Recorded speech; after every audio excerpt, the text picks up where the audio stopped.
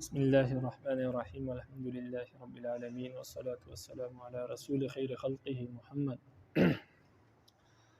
وعلی آلہ وصحبہ اجمعین سبحانک لا علم لنا الا ما علمتنا انک انت العلیم الحکیم ربی زدنی علما ربی زدنی علما ربی زدنی علما ربی شرح لی صدری ویسر لی امری واحلل عقدۃ من لسانی یفقهوا قولی باب الصدقۃ علی بنی ہاشم، بنی ہاشم پر صدقہ کرنے کا بیان، یعنی بنی ہاشم جو نبی علیہ السلام کا خاندان ہے اس کے لیے صدقہ لینا جائز نہیں ہے،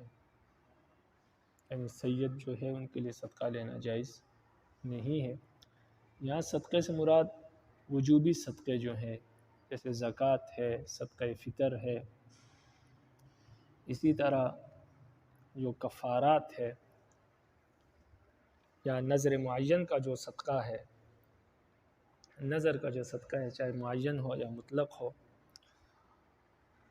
تو وہ بنی ہاشم کے لیے، سید کے لیے لینا جائز نہیں ہے۔ وہ احادیث میں آ جائے گا کہ نبی علیہ السلام نے فرمایا ہمارے لیے صدقے کا مال لینا جائز نہیں ہے، یہ فرمایا۔ تو اس سے مراد وجوبی صدقے ہیں، جو نفلی صدقہ ہے وہ مال لینا جائز ہے۔ صدقہ اور ہدیہ میں فرق یہ ہے کہ جو اللہ کی رضا کے لیے دیا جائے کسی کو تو وہ صدقہ ہے، کوئی چیز اللہ کی رضا کے لیے کسی کو دی جائے وہ صدقہ ہے، اور اگر کوئی چیز مخلوق کی رضا کے لیے، جس شخص کو آپ دے رہے ہیں اس کی رضا کے لیے اسے کوئی چیز دے رہے ہیں تو وہ ہدیہ ہے۔ بس یہ فرق ہے کہ صدقے میں اللہ کی رضا ہوتی ہے۔ پھر صدقے کی دو قسمیں وجوبی اور نفلی۔ وجوبی صدقے جو ہیں تو وہ بنی ہاشم کے لیے جائز نہیں ہے، بے شک فقیر ہی کیوں نہ ہو۔ نفلی صدقہ ہے وہ جائز ہے۔ اور ہدیہ جو ہے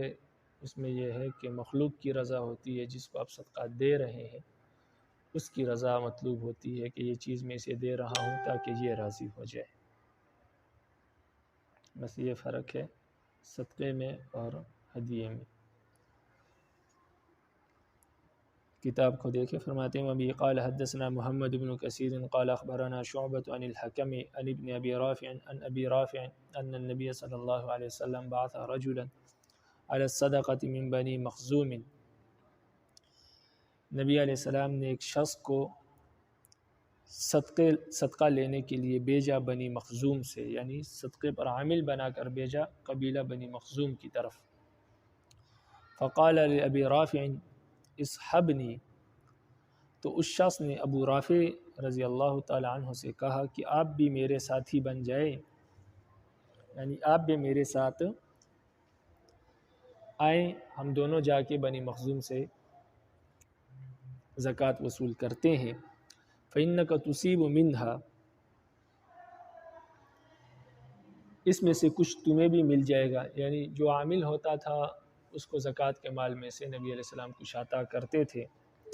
اور یہی ہے کہ جو عامل ہے یعنی زکوٰۃ لوگوں سے وصول کرتا ہے حکومت کی طرف سے، تو حکومت اسی زکوٰۃ کے مال میں سے اس کو بھی دے گی، کیونکہ عاملین جو ہے یہ بھی زکوٰۃ کا مصرف ہے، وہ زکوٰۃ کے کام میں مشغول رہتے ہیں، ان کو تنخواہ وہی سے دی جائے گی زکوٰۃ کے مال سے۔ تو اسی لیے اس شخص نے ابو رافع سے کہا کہ آپ کو بھی کچھ مل جائے گا، آپ میرے ساتھ چلیں۔ قال، ابو رافع کہتے ہیں کہ حتیٰ آتی النبی صلی اللہ علیہ وسلم، یہاں تک کہ میں نبی علیہ السلام کی خدمت میں حاضر ہوا۔ فاسألہ، تو میں نبی علیہ السلام سے یہ مسئلہ پوچھا کہ کیا میرے لیے جائز ہے کہ میں ان کے ساتھ جاؤں؟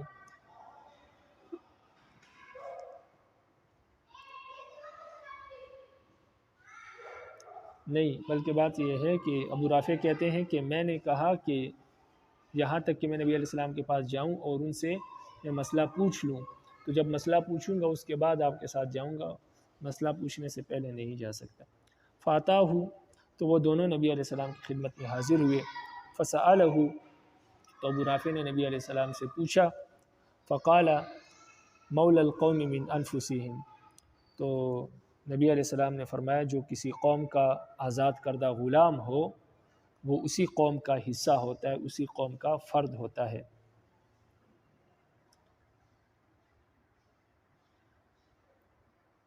وَأَنَا لَا تَحِلُّ لَنَا الصَّدَقَةُ، اور میں جو ہوں میرے لیے صدقہ لینا جائز نہیں ہے۔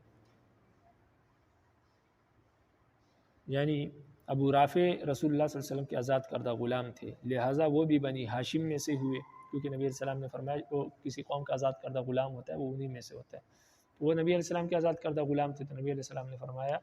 کہ آپ میرے آزاد کردہ غلام ہیں، گویا آپ میرے خاندان کا حصہ ہے اور میرے لیے صدقہ لینا جائز نہیں ہے، صدقے کا مال، زکوٰۃ کا مال لینا جائز نہیں ہے، تو لہٰذا آپ کے لیے بھی جائز نہیں ہے۔ اگر آپ اس شخص کے ساتھ چلے بھی جائے، زکوٰۃ کا مال وصول کر لے، تب بھی آپ کو زکوٰۃ کے مال میں سے کچھ نہیں دیا جائے گا، اس لیے کہ آپ میرے آزاد کردہ غلام ہے اور آپ بنو ہاشم سے گویا جو کسی قوم کا آزاد کردہ غلام ہوتا ہے وہ اسی قوم کا فرد ہوتا ہے، تو لہٰذا آپ بھی گویا بنی ہاشم کے فرد ہیں ابھی، تو جس طرح میرے لیے صدقہ لینا جائز نہیں ہے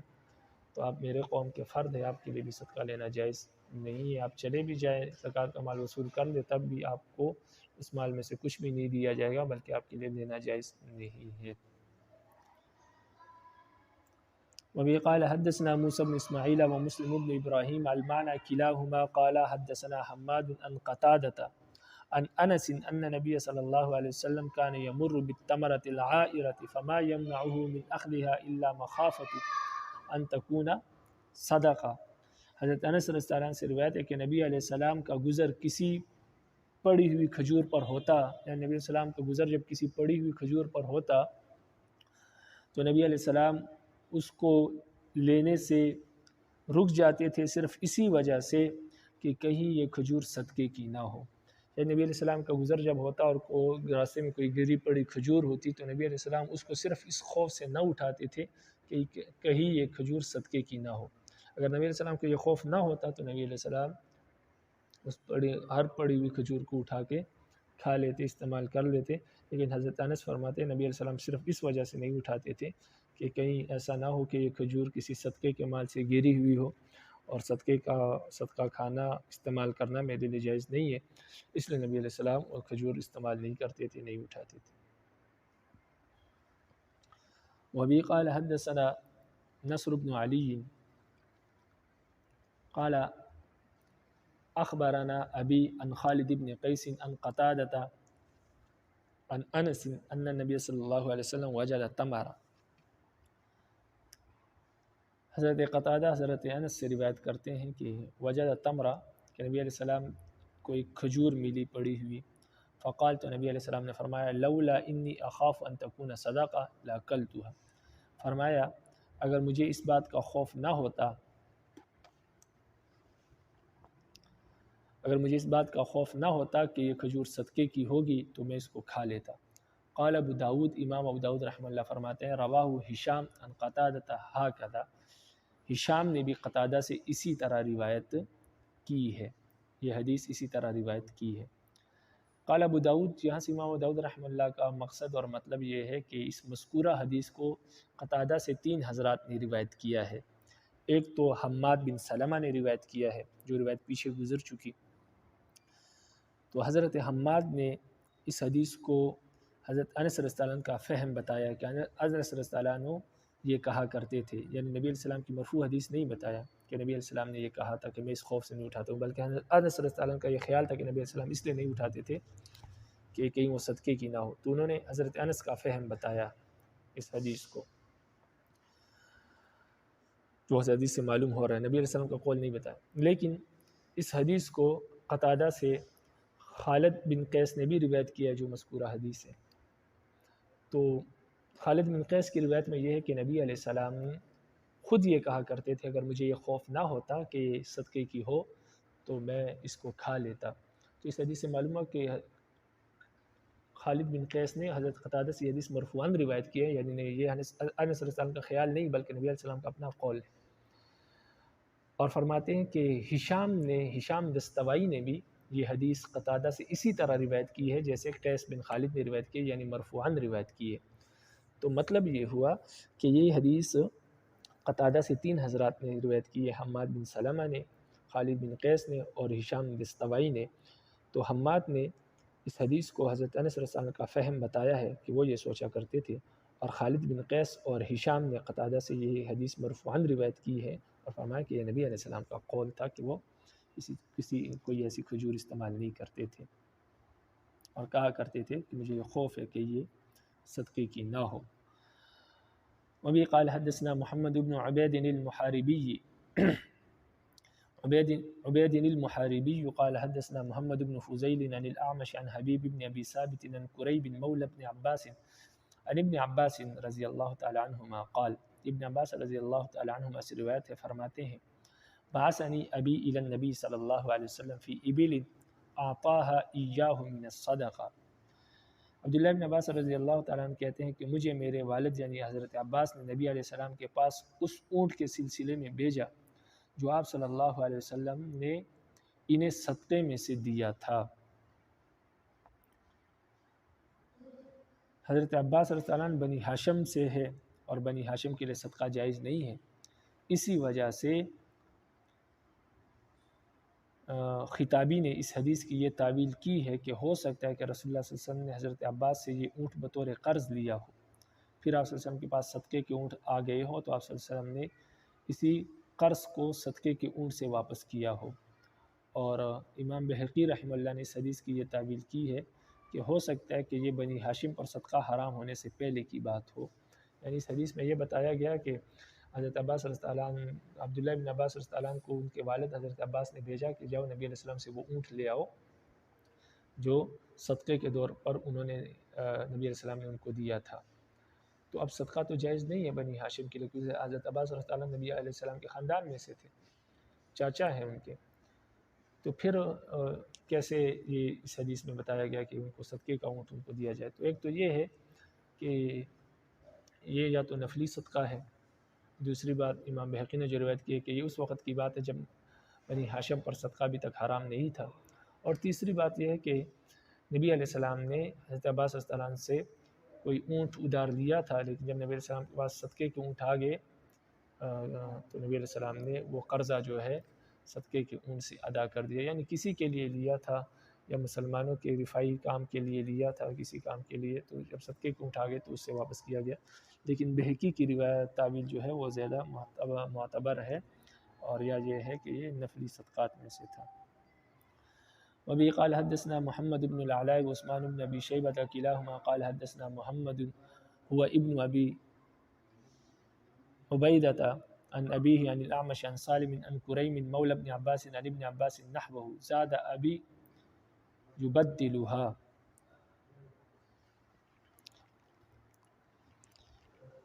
ابن عباس سے اسی طرح کی ایک اور روایت بھی مروی ہے، البتہ اس میں ابو عبیدہ نے یہ اضافہ کیا ہے کہ میرے والد سے آپ صلی اللہ علیہ وسلم میرے والد اسے آپ صلی اللہ علیہ وسلم سے بدل لے رہے تھے۔ تو اس حدیث سے اس مذکورہ حدیث کی وضاحت بھی معلوم ہو گئی کہ اس حدیث کا مفہوم یہ ہے کہ عبداللہ ابن عباس رضی اللہ عنہ کہتے ہیں کہ میرے والد حضرت عباس نے مجھے رسول اللہ صلی اللہ علیہ وسلم کے پاس اس لیے بھیجا کہ آپ اس اونٹ کو جو آپ نے انہیں دیا تھا صدقے کے اونٹ سے بدل دے۔ اس مفہوم کے لحاظ سے من الصدقۃ یبدلها سے متعلق ہوگا، نہ کہ اعطاها سے، کیونکہ نبی علیہ السلام نے انہیں یہ اونٹ صدقے کے علاوہ مال سے دیا تھا، پھر صدقے کے اونٹ آئے تو انہوں نے اسے بدلنا چاہا۔ اس صورت میں خطابی اور بہقی کی اس تعویل کی ضرورت نہیں ہے جو انہوں نے اوپر والی حدیث کے سلسلے میں کی تھی۔ تو بات یہ تھی کہ نبی علیہ السلام کے پاس صدقے کے اونٹ آئے تھے، اور حضرت عباس رضی اللہ عنہ کے پاس ایک اونٹ تھا، تو انہوں نے اپنے بیٹے کو بھیجا اور کہا کہ یہ اونٹ لے جاؤ اور نبی علیہ السلام کو کہو کہ اس اونٹ کے بدلے میں مجھے صدقے کے اونٹوں میں سے کوئی اونٹ دے دو، یعنی اس اونٹ کو صدقے کے اونٹوں میں سے کسی اونٹ کے ساتھ تبدیل کر دو۔ تو وہ تبدیل کیا، پھر نبی علیہ السلام حضرت عباس نے اپنے بیٹے کو واپس بھیجا کہ جاؤ وہ اونٹ لے آؤ جو صدقے کے اونٹوں کے ساتھ تبدیل کیا تھا نبی علیہ السلام نے، وہ اونٹ نبی علیہ السلام سے لے آؤ۔ تو یہ بات ہے، تو مذکورہ تعویل کی پھر کوئی ضرورت پیش نہیں آتی۔ باب الفقیر یہدی للغنی من الصدقہ، فرماتے ہیں فقیر صدقے کے مال سے غنی کو تحفہ دے سکتا ہے،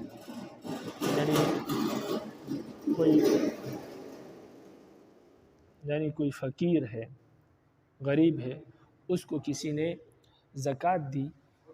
تو اس زکوٰۃ سے وہ مال، اس زکوٰۃ کے مال سے وہ کسی مالدار کو تحفہ دے سکتا ہے، وہ زکوٰۃ کا مال وہ کسی امیر کو کھلا سکتا ہے۔ وبه قال حدثنا عمرو بن مرزوق قال اخبرنا شعبة عن قتادة عن انس ان النبي صلی اللہ علیہ وسلم اتي بلحم، حضرت انس سے روایت ہے کہ نبی علیہ السلام کے پاس گوشت لایا گیا۔ قال، تو نبی علیہ السلام نے فرمایا ما هذا، یہ کیا ہے؟ قالوا، صحابہ نے کہا شیء تصدق به علی بریرہ، یہ ایسا گوشت ہے جو حضرت بریرہ رضی اللہ تعالی عنہ پر صدقہ کیا گیا تھا، یعنی یہ گوشت حضرت بریرہ رضی اللہ تعالی عنہ کو صدقے کے طور پر دیا گیا تھا۔ حضرت بریرہ حضرت عائشہ رضی اللہ تعالی عنہ کی آزاد کردہ لونڈی تھی۔ فقال، تو نبی علیہ السلام نے فرمایا هو لها صدقۃ ولنا ہدیۃ، یہ گوشت حضرت بریرہ رضی اللہ عنہ کے لیے تو صدقہ تھا، لیکن ہمارے لیے حضرت بریرہ کی طرف سے ہدیہ ہے۔ تو اس حدیث سے معلوم ہوا کہ کوئی فقیر اپنا مال کسی غنی کو کھلا سکتا ہے، صدقے کا مال، زکوٰۃ کا مال جو اس کو زکوٰۃ کے طور پر دیا ہو تو وہ کسی غنی کو وہ مال کھلا سکتا ہے۔ اس لیے نبی علیہ السلام کو وہ مال کھلایا گیا، حضرت بریرہ نے ان کو دیا، حالانکہ وہ صدقہ تھا حضرت بریرہ پر، لیکن حضرت بریرہ کی جب ملکیت میں آ گیا تو پھر انہوں نے نبی علیہ السلام کو کھلایا، تو نبی علیہ السلام نے فرمایا حضرت بریرہ پر صدقہ ہوا تھا، لیکن بریرہ نے جب ہمیں دیا تو بریرہ نے تو صدقے کی نیت، ہدیے کی نیت کی، تو ہمارے لیے ہدیہ ہے، حضرت بریرہ کے لیے صدقہ تھا۔ جب حضرت بریرہ کی ملکیت میں آ گیا تو پھر وہ اس کو جیسے استعمال کرے، جس کو کھلائے، جو ان کی مرضی ہے، تو لہٰذا انہوں نے تو ہمیں ہدیے کے طور پر دیے، تو ہمارے لیے ہدیہ ہے، حضرت بریرہ کے لیے یہ مال صدقہ ہے۔ باب من تصدق بصدقۃ ثم ورثها،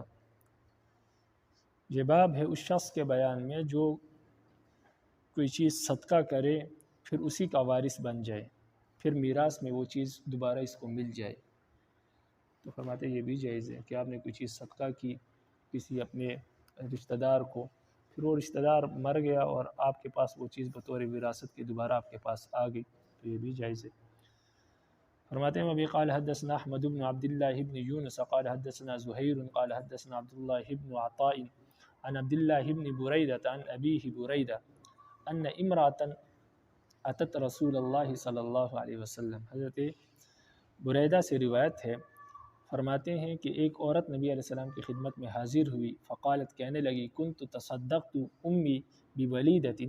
میں نے اپنی والدہ کو ایک لونڈی صدقے میں دی تھی، یعنی اپنی ماں کو ایک لونڈی دی تھی بطور صدقہ کے،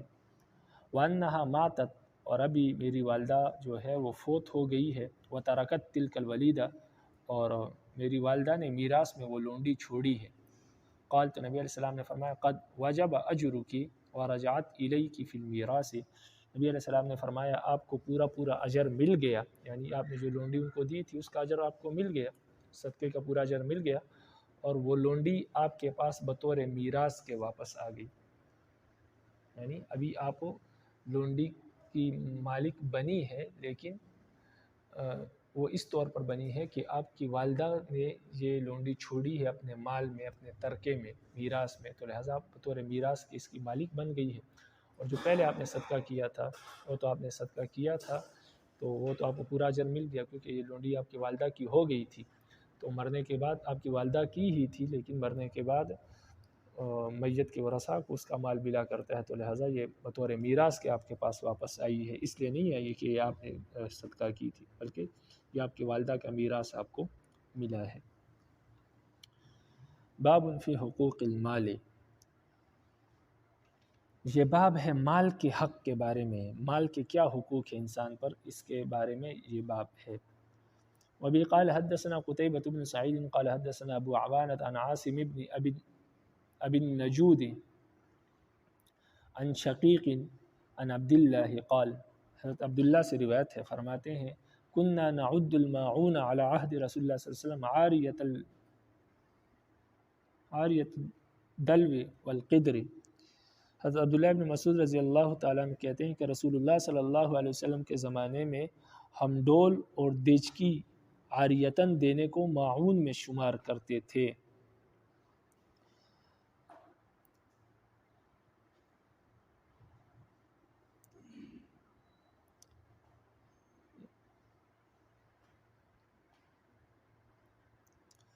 تو یہ معاون اصل میں قرآن مجید میں جو مذکور ہے وَيَمْنَعُونَ الْمَاعُونَ سورۃ الماعون میں، تو اس سے مراد معمولی چیزیں ہیں، یعنی یہ ڈھول اور ہانڈی وغیرہ یا وہ معمولی چیزیں جو ایک پڑوسی ایک دوسرے سے مانگ لیتے ہیں، پلیٹ وغیرہ اس طرح کی چیزیں، تو جو پڑوسی ایک دوسرے سے مانگتے ہیں اور وہ ان کو دیتے ہیں، تو نبی علیہ السلام صحابہ فرماتے ہیں، عبداللہ بن مسعود فرماتے ہیں کہ نبی علیہ السلام کے دور میں اس طرح کی چھوٹی چھوٹی چیزیں ایک دوسرے کو عاریتاً دینا، کچھ دیر کے لیے دینا، عاریت کا مطلب یہ ہوتا ہے کہ کچھ دیر کے استعمال کے لیے دے کہ آپ اپنی ضرورت پوری کر کے واپس دے دیں، تو ایک دوسرے کو ڈھول دینا تاکہ وہ اپنے کنویں سے پانی نکال لے، اسی طرح ہانڈی دینا تاکہ وہ اپنا سالن وغیرہ اس میں پکا لے، پلیٹ دینا، اس طرح کی چھوٹی موٹی چیزیں دینا، فرماتے ہیں ہم اس کو معون میں شمار کرتے تھے، جو قرآن مجید میں ذکر ہے کہ بعض لوگوں کی نبی رب العالمین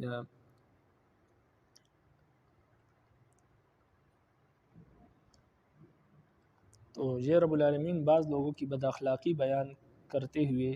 سورہ ماعون میں فرماتے ہیں کہ یہ ایسے لوگ ہیں کہ دین کو جھٹلاتے ہیں، دین کے انکار کرتے ہیں اور یتیموں کو دھکے دیتے ہیں اور مسکین کو کھانا دینے کی ترغیب نہیں دیتے، اور نمازوں میں خرابی ہے، نماز نہیں پڑھتے، نمازوں میں سستی کرتے ہیں، اور اسی طرح دکھاوا کرتے ہیں اور ایک دوسرے سے معمولی چیزیں دینے سے بھی انکار کرتے ہیں۔ کوئی معمولی چیز مانگ لے جو ایک دوسرے کو دی جاتی ہے عام طور پر، تو وہ ایک دوسرے کو نہیں دیتے، منع کرتے ہیں۔ تو حضرت عبداللہ بن مسعود رضی اللہ عنہ فرماتے ہیں کہ یہ چھوٹی ڈول اور ہانڈی وغیرہ یہ بھی نبی علیہ السلام کے زمانے میں ہم اس کو معون میں شمار کرتے تھے کہ ایک دوسرے کو یہ چیز دینا یہ بھی معون ہے، یعنی ایک دوسرے کو نہ روکو، کیونکہ اگر روکو گے تو قرآن مجید کے اس آیت کے زمرے میں آپ بھی آ جائیں گے کہ قرآن مجید نے ان لوگوں کی برائی بیان کی ہے اور قبح بیان کی ہے جو ایک دوسرے کو یہ چھوٹی چیزیں دینے سے روکتے ہیں۔ تو آپ بھی رب العالمین کے اس کلام کا اور رب العالمین نے جو برائی بیان کی ہے جن لوگوں میں، اس میں آپ کا شمار بھی ہوگا، اس لیے دوسرے سے یہ چیزیں منع نہ کرو۔ تو اصل میں یہ باب ہے مال کا حق بیان کرنے کے بارے میں، تو فرمایا کہ یہ چھوٹی موٹی چیزوں جو ہے اس کا حق یہ ہے کہ اگر کوئی آپ سے مانگے اپنے استعمال کے لیے تو اس کو دے دینی چاہیے، اگر نہیں دیں گے تو قرآن مجید نے جن لوگوں کی تردید کی ہے ان میں آپ کا نام بھی شامل ہو جائے گا، کیونکہ آپ بھی پھر ان لوگوں میں شامل ہوں گے کہ جو ایک دوسرے کو چھوٹی موٹی چیزیں بھی استعمال کے طور پر نہیں دیتے، حالانکہ قرآن نے ان لوگوں کی مذمت بیان کی ہے۔ وبه قال حدثنا موسى بن اسماعيل قال حدثنا حماد بن سهيل بن ابي صالح عن ابيه عن ابي هريره، ابو ہریرہ رضی اللہ تعالی عنہ سے روایت ہے، ان رسول اللہ صلی اللہ علیہ وسلم قال، نبی علیہ السلام نے فرمایا، ما من صاحب کنز لا يؤدي حقه الا جعله الله يوم القيامة يحمى عليها في نار جهنم فتكوى بها جبهته وجنبه وظهره حتى يغزي الله بين عباده في يوم كان مقداره 50,000 سنة مما تعدون ثم يرى سبيله۔ ابو ہریرہ کہتے ہیں کہ رسول اللہ صلی اللہ علیہ وسلم نے فرمایا، جس کے پاس مال ہو اور وہ اس کا حق ادا نہ کرتا ہو، یعنی زکوٰۃ نہ دیتا ہو، اور اس کے ماں سوا جو اپنے گھر والوں کا اور رشتہ داروں کا حق ہے وہ ادا نہ کرتا ہو، تو قیامت کے روز اللہ اسے اس طرح کر دے گا کہ اس کا مال جہنم کی آگ میں گرم کیا جائے گا، پھر اس سے اس کی پیشانی، پسلی اور پیٹھ کو داغا جائے گا، یہاں تک کہ اللہ تعالیٰ اپنے بندوں کا ایک ایسے دن فیصلہ فرما دے جس کی مقدار تمہاری دنیاوی حساب سے 50,000 برس ہوگی، اس کے بعد وہ اپنی رات دیکھے گا، یعنی 50,000 سال کا جو ایک دن ہوگا، اس 50,000 سال تو اس کو یہ سزا ملے گی کہ وہ جہنم کی آگ میں وہ اس کا مال گرم کیا جائے گا اور اس کی پیشانی اور اس کے پیٹھ وغیرہ کو داغا جائے گا، پھر 50,000 سال جب گزر جائیں گے، لوگوں کے درمیان فیصلہ ہوگا، اس کے بعد پھر یہ اپنی راہ دیکھ لے گا، یعنی 50,000 سال یہ سزا ہوگی، اس کے بعد اپنی راہ دیکھ لے گا، اگر اس کا راستہ اما الی الجنہ جنت کی طرف ہوگا، و اما الی النار یا جہنم کی طرف، اس کے بعد یعنی 50,000 سال تو یہ سزا ہوگی، 50,000 سال بعد پھر اس کا فیصلہ کیا جائے گا کہ یہ جنت میں جائے گا یا جہنم میں۔ وما من صاحب غنم لا يؤدي حقها الا جات يوم القيامة اوفر ما كانت فيفتح لها بفاع قرقر فتنتحه بقرونها وتطأه بأزلافها ليس فيها قصباء ولا جلحاء كلما مضت أخرى لها ردت عليها أولاها حتى يحكم الله بين عباده في يوم كان مقداره 50,000 سنة مما تعد ثم يرى سبيله۔ نبی علیہ السلام نے فرمایا جس شخص کے پاس بکریاں ہو اور وہ ان کا حق ادا نہ کرتا ہو یعنی زکوٰۃ نہ دیتا ہو تو قیامت کے روز وہ بکریاں اس سے زیادہ موٹی ہو کر آئیں گی جتنی وہ تھی، یعنی دنیا میں جتنی فربا تھی وہ اس سے زیادہ فربا اور موٹی تازی بن کر آئیں گی۔ پھر اسے ایک چٹیل میدان میں ڈال دیا جائے گا اس شخص کو، اور وہ بکریاں اسے اپنی سینگوں سے ماریں گی اور کھروں سے کچلیں گی، یعنی پہلے اس کو سینگ ماریں گی، یہ گرے گا، پھر اوپر اپنے کھروں سے اس کے اوپر دوڑیں گی اور اس طرح اس کو اپنے کھروں سے کچلیں گی۔ ان میں کوئی بکری ٹیڑھے سینگ کی نہ ہوگی اور نہ ایسی ہوگی جسے سینگ ہی نہ ہو، یعنی تمام بکریوں کے سینگ بھی ہوں گے اور ہر ایک کے سینگ بھی سیدھے ہوں گے۔ جب ان کو آخری بکری مار کر گزر چکی ہوگی تو پہلی بکری مارنے کے لیے لوٹائی جائے گی، یعنی وہ بکریاں واپس بار بار آتی جائیں گی۔ پہلے جس بکری نے مارا تھا آخری بکری جب مار کے گزرے گی تو پہلی والی بکری دوبارہ آ جائے گی اور وہ مارے گی، تو اس طرح یہ سلسلہ 50,000 سال تک چلتا رہے گا۔ فرمایا تو پہلی بکری مارنے کے لیے لوٹائی جائے گی، یعنی یہ عمل بار بار ہوتا رہے گا یہاں تک کہ اللہ تعالیٰ اپنے بندوں کے درمیان فیصلہ فرما دے اس دن میں جس کی مقدار تمہارے دنیاوی حساب سے 50,000 برس ہوگی، یعنی 50,000 برس تک یہی سزا ہوگی۔ اس کے بعد ثم یری سبیلہ اما الی الجنۃ واما الی النار، اس کے بعد یہ پھر اپنا راستہ دیکھ لے گا کہ یہ جنت کی طرف جائے گا یا جہنم کی طرف۔ وما من صاحب ابل لا يؤدي حقها الا جاءت يوم القيامة اوفر ما كانت فيفتح لها بقاع قرقر فتطأ بأخفافها كلما مضت أخراها ردت عليه أولاها حتى يحكم الله بين عباده في يوم كان مقداره خلف ألف سنة مما تعد ثم يرى سبيله وأما إلى الجنة وأما إلى النار۔ نبی علیہ السلام نے فرمایا جس شخص کے پاس اونٹ ہو اور وہ اس کا حق ادا نہ کرتا ہو یعنی اس کی زکوٰۃ نہ دیتا ہو تو یہ اونٹ قیامت کے دن پہلے سے زیادہ طاقتور اور موٹے ہو کر آئیں گے اور اس شخص کو ایک چٹیل میدان میں ڈال دیا جائے گا، پھر وہ اسے اپنے کھروں سے رون دیں گے۔ جب آخری اونٹ بھی رون چکا ہوگا تو پہلے والے اونٹ کو دوبارہ لایا جائے گا روننے کے لیے۔ یہ عمل چلتا رہے گا یہاں تک کہ اللہ تعالیٰ اپنے بندوں کے درمیان فیصلہ فرما دے اس دن میں جس کی مقدار تمہاری دنیاوی حساب سے 50,000 برس ہوگی، یعنی 50,000 سال تک یہ سزا اس کو ملتی رہے گی۔ پھر وہ اپنی راہ دیکھ لے گا یا تو جنت کی طرف یا جہنم کی طرف۔ اللہم احفظنا منہ، رب العالمین ہماری اس سے حفاظت فرمائے اور اپنے مالوں کے حقوق ادا کرنے والے ہمیں بنا دے، اس کی توفیق نصیب فرمائے۔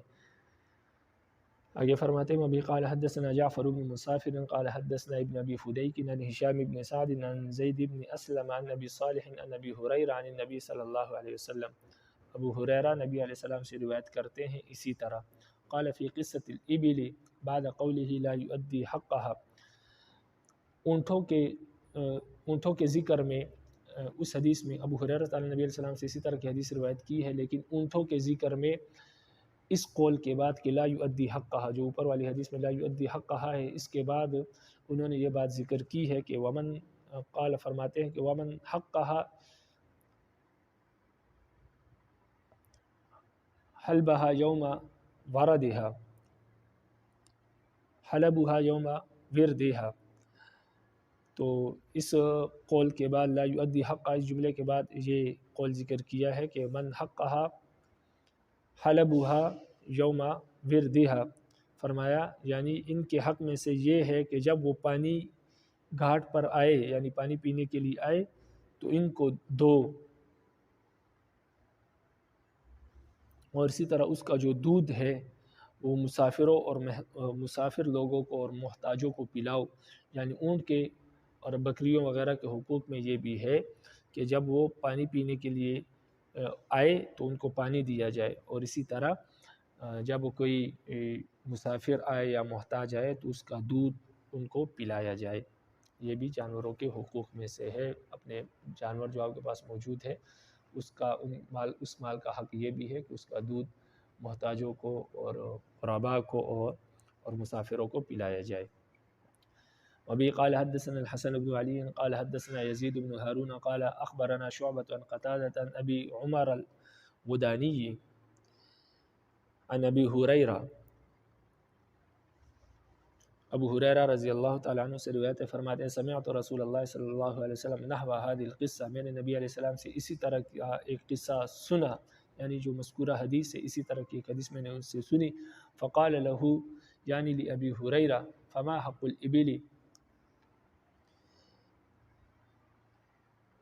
تو راوی نے ان سے یعنی ابو ہریرہ رضی اللہ تعالیٰ عنہ سے پوچھا کہ فما حق الابل، کہ اونٹوں کا حق کیا ہے؟ قال، تو ابو ہریرہ رضی اللہ تعالیٰ عنہ نے فرمایا کہ تعطی الکریمۃ وتمنح الغزیرۃ وتفقر الزہر وتطرق الفحل وتسقی اللبن، فرمایا کہ اچھا اونٹ اللہ کی راہ میں دو، زیادہ دودھ دینے والی اونٹنی ہدیہ کرو، سواری کے لیے جانور لوگوں کو دو، جفتی کے لیے نر کو مفت دو اور لوگوں کو دودھ پلاؤ۔ یہ جو ہے اونٹوں کے حقوق ہے، یعنی کس کے پاس اگر اونٹ ہے تو اس کا حق یہ ہے کہ وہ اس طرح لوگوں کو دے۔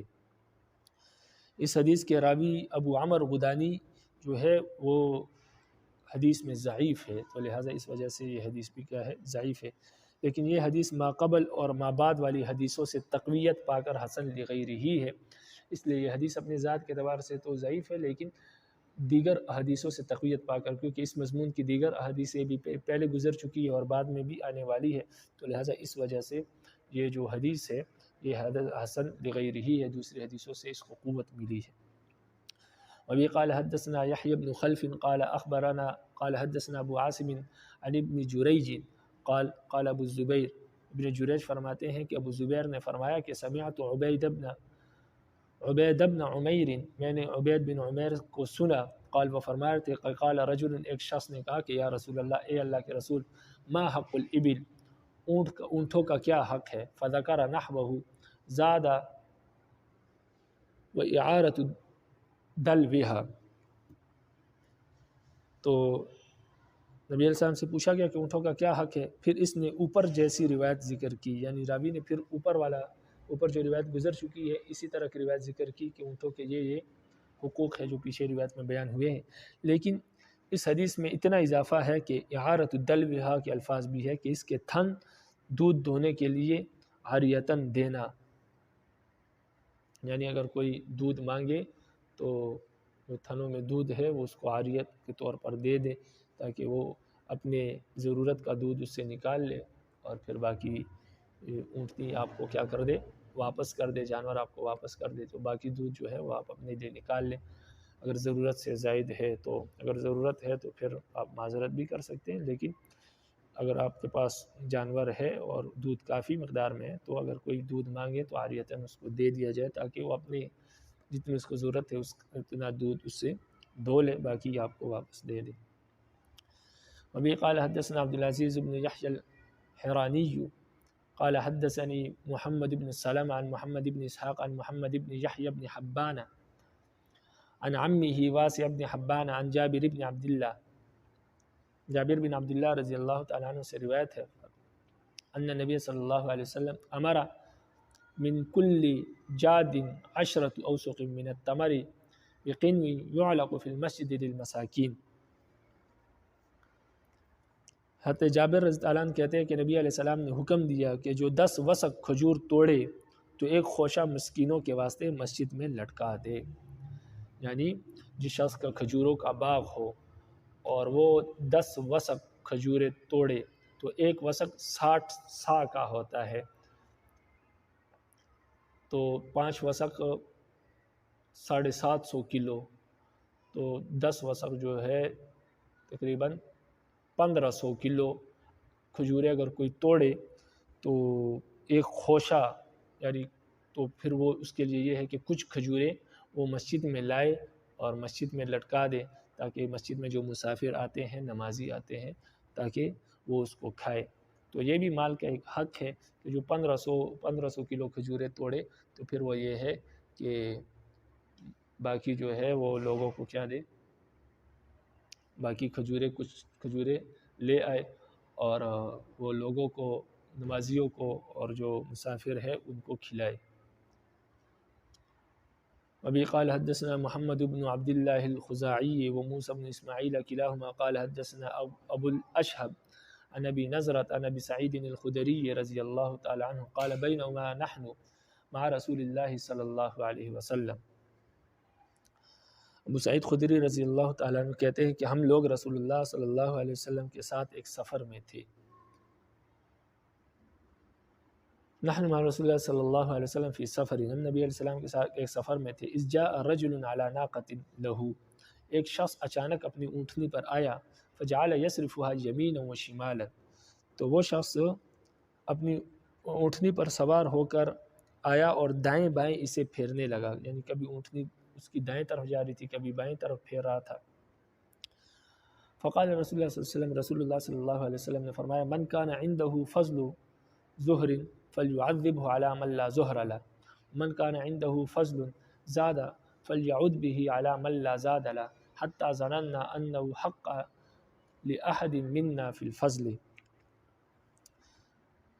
تو نبی علیہ السلام نے فرمایا، جس کے پاس کوئی فاضل یعنی ضرورت سے زائد سواری ہو تو چاہیے کہ اسے وہ ایسے شخص کو دے دے جس کے پاس سواری نہ ہو۔ جس کے پاس فاضل توشہ ہو یعنی ضرورت سے زیادہ غلہ ہو تو اس کو چاہیے کہ اسے وہ ایسے شخص کو دے دے جس کے پاس توشہ نہ ہو، مال نہ ہو، یہاں تک کہ ہمیں یہ گمان ہوا کہ ہم میں سے فاضل چیز کا کسی کو کوئی حق ہی نہیں ہے، یعنی ضرورت سے زائد چیز کا کسی کو کوئی حق ہی نہیں ہے کہ وہ اپنے پاس رکھے، بلکہ اس کا حق یہ ہے کہ وہ اسے لوگوں کو دے۔ وبه قال حدثنا عثمان بن ابي شيبة قال حدثنا يحيى بن جعل المحاربي قال حدثنا غيلان عن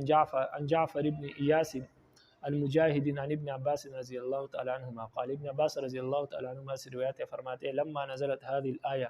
جب یہ آیت نازل ہوئی، کون سی آیت؟ والذین یکنزون الذهب والفضة، جو لوگ سونے اور چاندی کو جمع کرتے ہیں، والذین یکنزون الذهب والفضة ولا ينفقونها في سبيل الله فبشرهم بعذاب أليم، جو لوگ سونے چاندی کو جمع کرتے ہیں اور اللہ کے راستے میں خرچ نہیں کرتے یعنی زکوٰۃ نہیں دیتے تو ان کو دردناک عذاب کی خوشخبری دے دو۔ جب یہ آیت نازل ہوئی، قال کبر ذلک علی المسلمین، تو یہ بات مسلمانوں پر بہت ہی گراں گزری، لوگوں کے لیے بہت تکلیف دہ تھی۔ فقال عمر، تو حضرت عمر رضی اللہ عنہ کہنے لگے، انا افرج عنکم، میں آپ سے یہ تکلیف دور کروں گا، صحابہ سے کہنے لگے کہ میں ضرور آپ سے یہ تکلیف دور کروں گا۔ فانطلقوا، تو چلو، تو صحابہ چلے، تو صحابہ نبی علیہ السلام کی خدمت میں حاضر ہوئے۔ فقالوا، اور کہنے لگے، یا نبی اللہ، اے اللہ کے نبی، انہ کبر علی اصحابک هذه الآیہ، فرمایا کہ اللہ کے نبی آپ کے صحابہ پر تو یہ بات بہت گراں گزری ہے، یہ آیت کہ کوئی بھی مال وہ جمع نہیں کر سکتے کیونکہ جمع کریں گے تو اس کے درناک عذاب ہے۔ فقال رسول اللہ صلی اللہ علیہ وسلم، تو رسول اللہ صلی اللہ علیہ وسلم نے فرمایا، ان اللہ لم یفرض الزکاۃ الا لیطیب ما بقی من اموالکم، نبی علیہ السلام نے فرمایا اللہ نے آپ پر زکوٰۃ صرف اس لیے فرض کی تاکہ آپ کا باقی مال پاک اور صاف ہو جائے، کیونکہ زکوٰۃ مال کا میل ہوتا ہے تو یہ میل نکال لیا جائے، باقی مال آپ کا صاف اور پاک رہ جائے، اس لیے اللہ نے آپ پر زکوٰۃ فرض کی، یعنی اللہ نے آپ پر زکوٰۃ فرض نہیں کی مگر صرف اس لیے تاکہ آپ کے باقی مال کو وہ پاک کر دے۔ تو انما فرض المیراث مواریث لیکون لمن بعدکم، اور آپ کے لیے میراث کو اس لیے فرض کیا تاکہ آپ کے بعد جو لوگ رہ جائے ان کو بھی کچھ مل جائے، یعنی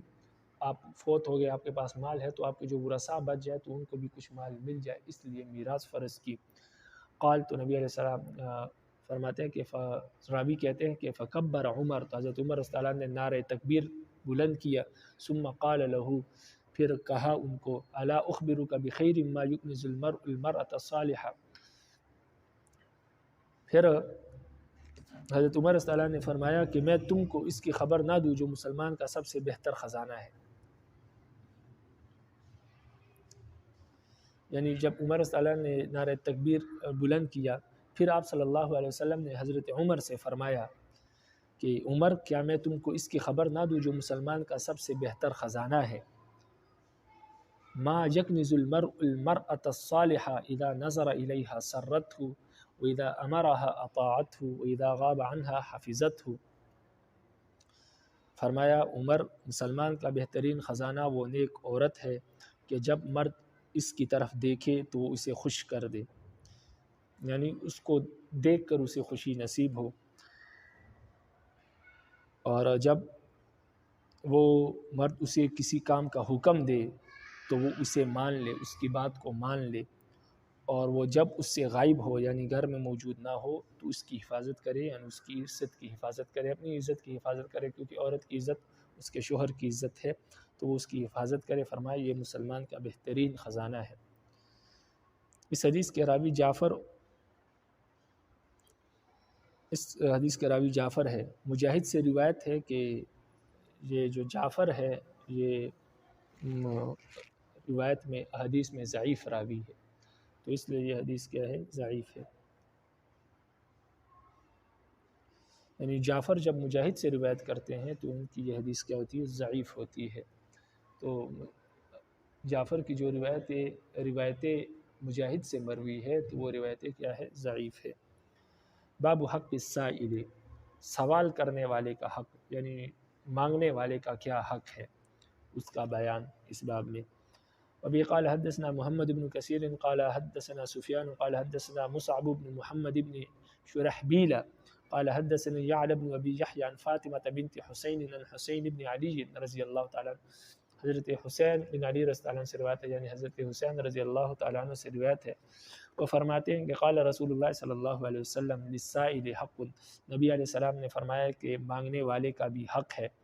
وان جاء علی فرس، اگرچہ وہ گھوڑے پر سوار ہو کر ہی کیوں نہ آئے، یعنی اگر کوئی آپ سے اللہ کے نام پر مانگے تو اس کو کچھ نہ کچھ دے دیا جائے، اس کی حالت کو نہ دیکھا جائے، بے شک اگر وہ گھوڑے پر سوار ہو کر آئے لیکن آپ کو یہ دیکھنا ہے کہ وہ کس کے نام پر مانگ رہا ہے، تو اس نام کی لاج رکھتے ہوئے آپ اس کو کچھ دے دیں، اگرچہ وہ گھوڑے پر سوار ہو کر آئے، یعنی اچھی حالت میں آپ کے پاس ہی کیوں نہ آئے۔ اس حدیث کے راوی یعلا یہ مجہول ہے، اس وجہ سے یہ حدیث ضعیف ہے۔ وبه قال حدثنا محمد بن رافع قال حدثنا يحيى بن آدم قال حدثنا زهير عن شيخ قال رأيت سفيان عنده عن فاطمة بنت حسين عن أبيها عن علي عن النبي صلی اللہ علیہ وسلم مثله۔ حضرت علی رضی اللہ تعالی عنہ سے اسی سند کے ساتھ اسی کے مثل مرفوعاً حدیث مروی ہے، اور لیکن اس حدیث کی سند میں شیخ ہے، یعنی حدثنا زہیر عن شیخ، یہ شیخ جو ہے یہ مبہم ہے، لیکن بعض حضرات نے اس کی تصریح کی ہے کہ یہ مصعب بن محمد مراد ہے، تو اگر شیخ سے محمد بن مصعب مراد ہے تو پھر یہ شیخ مبہم نہیں ہے بلکہ معلوم ہے، تو پھر یہ حدیث ضعیف نہیں ہے بلکہ یہ حدیث صحیح ہے۔ وبه قال حدثنا قتيبة بن سعيد قال حدثنا الليث عن سعيد بن أبي سعيد عن عبد الرحمن بن أبي بجيد عن جدته أم بجيد وكانت مما بايع رسول الله صلى الله عليه وسلم أنها قالت له يا رسول الله عليك أن المسكين ليقوم على بابي فما أجد له شيئا أعطيه إياه۔ ام بجید یہ ان لوگوں میں سے تھی ام بجید رضی اللہ تعالی عنہا، یہ صحابیہ ہے، یہ ان لوگوں میں سے تھی جنہوں نے رسول اللہ صلی اللہ علیہ وسلم سے بیعت کی تھی۔ وہ کہتی ہے کہ میں نے عرض کیا اللہ کے رسول، میرے دروازے پر مسکین کھڑا ہوتا ہے، یعنی فقیر کھڑا ہوتا ہے، مانگتا ہے، لیکن میرے پاس کوئی ایسی چیز نہیں ہوتی جو میں اسے دوں۔ رسول اللہ صلی اللہ علیہ وسلم نے فرمایا فقال لها رسول اللہ صلی اللہ علیہ وسلم، رسول اللہ صلی اللہ علیہ وسلم نے فرمایا ان لم تجدی له شیئا تعطینه ایاه الا زلفا محرقا فادفعیه الیہ فی یده۔ نبی علیہ السلام نے فرمایا اگر تمہارے پاس کوئی ایسی چیز موجود نہ ہو جو تم فقیر کو مسکین کو دو تو ایک جلا ہوا کھر بھی آپ اس کو، تو ایسی صورت میں آپ ایک جلا ہوا کھر ہی اس کے ہاتھ میں رکھ دو، یعنی کچھ نہ کچھ ضرور دے دو۔ جلے ہوئے کھر کی کوئی اہمیت نہیں ہے کہ بکری کا کھر ہو جلا ہوا ہو تو کھر ویسے لوگ پھینک دیتے ہیں، اور اگر جلا ہوا ہو تو اس کی کوئی اہمیت ہی نہیں ہے۔ لیکن اس حدیث کا مطلب یہ ہے کہ اگر پاس کچھ بھی نہ ہو تو کچھ نہ کچھ آپ اس کے ہاتھ میں دے دو، اس کو خالی رخصت نہ کرو۔ لیکن یہ تب ہے کہ جب وہ پیشہ ور نہ ہو، اگر پیشہ ور ہے تو پھر اس کو دینا جائز نہیں ہے، بلکہ علماء نے منع کیا ہے، کیونکہ آپ کے دینے کی وجہ سے وہ جری ہوتا ہے، اس کی عادت بنتی ہے اور پھر وہ مزید مانگتا ہے۔ لیکن اگر کوئی ضرورت مند ہے تو اس کو کچھ نہ کچھ دے دینا چاہیے۔ باب الصدقۃ علی اہل ذمت، اہل ذمہ پر صدقہ کرنے کا بیان۔ اہل ذمہ وہ لوگ ہیں، وہ کافر ہے جو ویزا لے کر مسلمانوں کے ملک میں رہ رہے ہو تو ان کو اہل ذمہ کہتے ہیں، یعنی ذمی جو ٹیکس پے کر کے مسلمانوں کے ملک میں رہتے ہیں، مسلمانوں کے جو قوانین ہے اس کی پاسداری کرتے ہیں، اس کے مطابق زندگی گزارتے ہیں۔ تو یعنی جو لوگ ویزا لے کر مسلمان ممالک میں رہتے ہیں ان کو اہل ذمہ کہتے ہیں۔ تو اہل ذمہ کو اگر کوئی شخص مسلمانوں کے ملک میں رہ رہا ہے، کوئی کافر ہے، تو ان کو زکوٰۃ دینا، اس کا بیان۔ ابھی قال حدثنا احمد بن شعیب الحرانی قال اخبرنا عیسی بن یونس قال حدثنا هشام بن عروة عن ابیہ عن اسماء قالت، حضرت اسماء بنت ابی بکر رضی اللہ تعالی عنہ سے روایت ہے، فرماتی ہے قدمت علی امی راغبۃ فی عہد قریش وہی راعمۃ مشرکۃ۔ اسماء رضی اللہ عنہ کہتی ہے کہ میرے پاس میری ماں آئی جو قریش کے دین کی طرف مائل تھی اور اسلام سے بیزار تھی اور مشرکہ تھی۔ فقلت یا رسول اللہ ان امی قدمت علی وہی راغمۃ مشرکۃ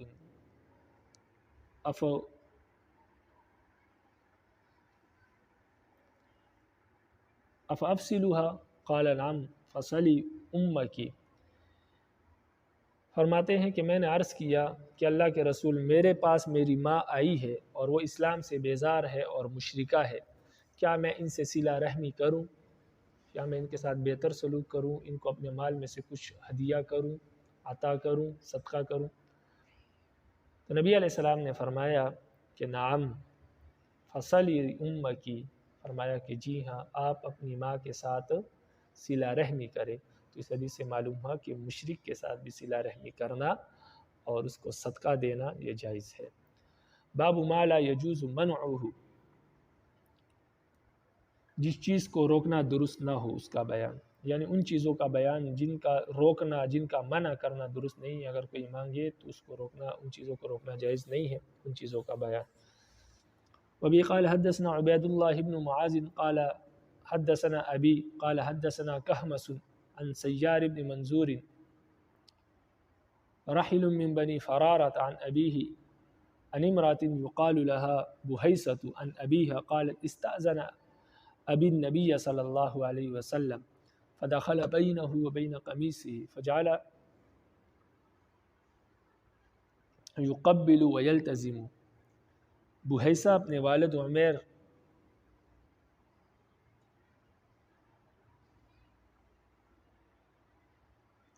بحیسہ اپنے والد عمیر کے بارے میں فرماتی ہے کہ میرے والد نے نبی علیہ السلام سے اجازت مانگی کہ میں آپ کے پاس حاضر ہونا چاہتا ہوں۔ آپ صلی اللہ علیہ وسلم نے اجازت دی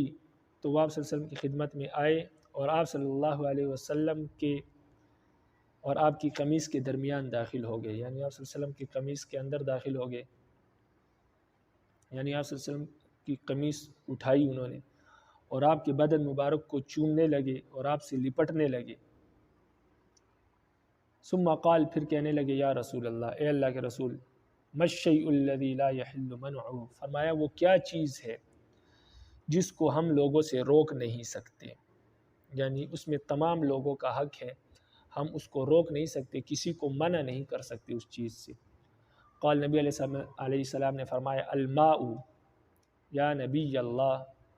نبی علیہ السلام نے فرمایا وہ پانی ہے، اگر آپ کے پاس پانی کا ذخیرہ موجود ہے، کنواں ہے یا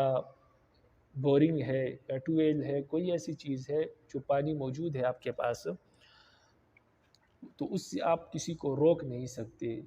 وہ کوئی شخص اگر آئے اپنی ضرورت کا پانی لینے کے لیے، آپ کے گھر میں بور ہے یا کنواں ہے، تو آپ اس کو روک نہیں سکتے، پانی آپ اس کو دے۔ آپ کی زمین میں اگر پانی ہے تو آپ کسی دوسرے کو روک نہیں سکتے۔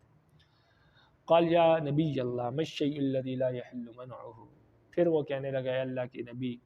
وہ کیا چیز ہے جس کا روکنا حلال نہیں ہے؟ قال الملح، نبی علیہ السلام نے فرمایا نمک، اگر کوئی نمک مانگے تو نمک آپ روک نہیں سکتے، آپ کی زمین میں نمک ہے تو آپ کسی کو لے جانے سے روک نہیں سکتے، اس میں سب کا حق ہے۔ قال، تو وہ کہنے لگے یا نبی اللہ ما الشیء الذی لا یحل منعہ، فرمایا اللہ کے نبی وہ کیا چیز ہے جس کا روکنا حلال نہیں ہے، جائز نہیں ہے؟ قال، نبی علیہ السلام نے فرمایا ان تفعل الخیر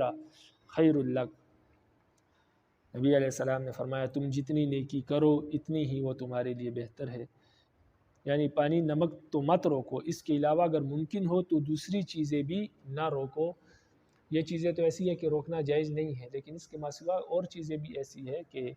اگر اور چیزیں بھی ہو جس کا روکنا جائز بھی ہو تو وہ بھی اگر تم کسی سے نہیں روکتے، لوگوں کو دیکھتے ہو، تو یہ اور بھی بہتر کام ہے۔ جتنی نیکی کرو گے اتنی بہتر ہے، نیکی جتنی کی جائے اتنی کم ہے۔ بعض حدیث میں آتا ہے کہ آگ بھی آپ کسی کو، آگ سے بھی آپ کسی کو نہیں روک سکتے۔ اگر آپ کے پاس آگ موجود ہے، انگارے موجود ہے، کوئی اس کو مانگ رہا ہے تو لینا چاہتا ہے تو آپ اس کو روک نہیں سکتے، کیونکہ آگ میں بھی سب کا حق ہے۔ اسی طرح گھاس ہے آپ کی زمین میں، تو گھاس لینے سے بھی آپ کسی کو نہیں روک سکتے۔ ہاں اگر آپ نے خود اگائی ہے تو الگ چیز ہے، لیکن گھاس سے بھی آپ کسی کو روک نہیں سکتے۔ گھاس بھی سب لوگوں کی مشترک ہے، تو یہ ایسی چیز ہے جس سے آپ کسی کو روک نہیں سکتے، اس میں تمام امت مشترک ہے، اس میں سب کا حق ہے۔ باب المسألۃ فی المساجد، مسجدوں میں مانگنے کا بیان۔ تو مسئلہ یہ ہے کہ مسجد میں اپنی ذات کے لیے مانگنا جائز نہیں ہے۔ مسجد میں مسجد کی ضروریات کے لیے یا کسی مدرسے کی ضروریات کے لیے، یعنی دین کے لیے مسجد میں سوال کرنا جائز ہے، لیکن انسان کا اپنی ضرورت کے لیے سوال کرنا مسجد میں جائز نہیں ہے۔ اصل میں مسجد کی ضروریات کے لیے یا مدرسے کی ضروریات کے لیے سوال کرنا جائز ہے، کیونکہ یہ بھی دین کی ضرورت ہے، تو مسجد میں دین کا سوال کر سکتے ہیں۔ اصل میں تو ہونا یہ چاہیے تھا کہ حکومت وقت کی ذمہ داری ہوتی کہ مسجد اور مدرسے کے اخراجات کو اپنے ذمہ لیتی اور وہ اس کو پورا کرتی، لیکن حکومت چونکہ پورا نہیں کرتی، اور پھر لوگوں کی ذمہ داری تھی تاکہ لوگ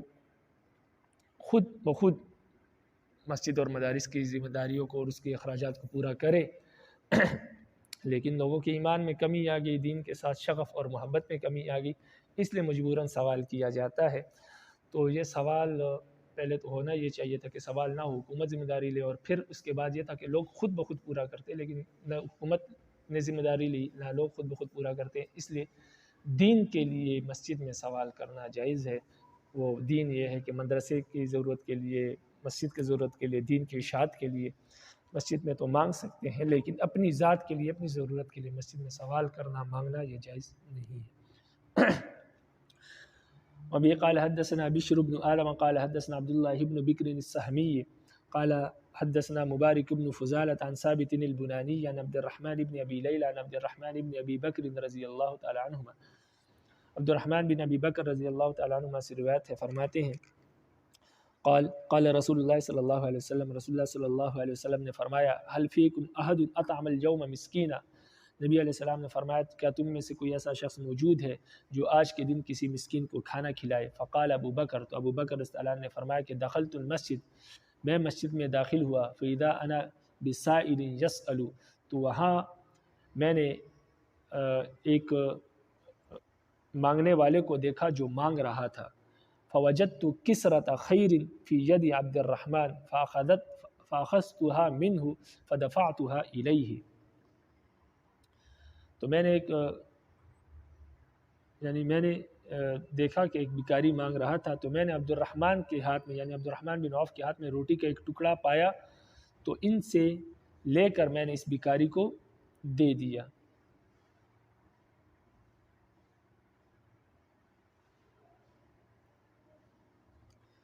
اس حدیث سے معلوم ہوا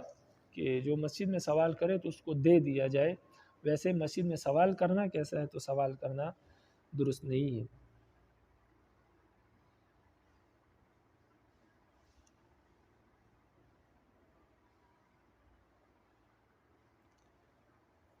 باب کراہیت المسألۃ بوجہ اللہ عز وجل، اللہ کے نام پر مانگنا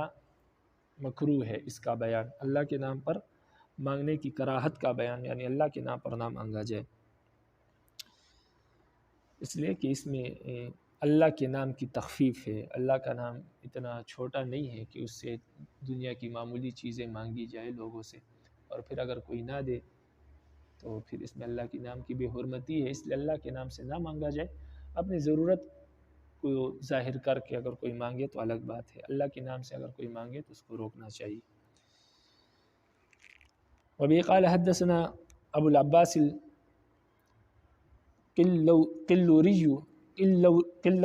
قال حدثنا يعقوب بن اسحاق الخزرمي عن سليمان بن معاذ التميمي قال حدثنا ابن المنكدر عن جابر قال، حضرت جابر رضی اللہ تعالیٰ عنہ سے روایت فرماتے ہیں، قال رسول اللہ صلی اللہ علیہ وسلم، رسول اللہ صلی اللہ علیہ وسلم نے فرمایا، لا يسأل بوجہ اللہ الا الجنہ،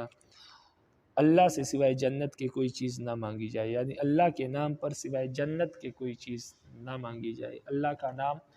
اس قابل ہے کہ اس سے اگر سوال کیا جائے تو جنت کا سوال کیا جائے، جو سب سے بڑی نعمت ہے اللہ کی، چھوٹی موٹی چیزوں دنیاوی چیزوں کو اللہ کے نام پر نہ مانگا جائے۔ اس حدیث کے راوی سلیمان جو ہے یہ ضعیف ہے، اس وجہ سے یہ حدیث ضعیف ہے۔ باب عطیت من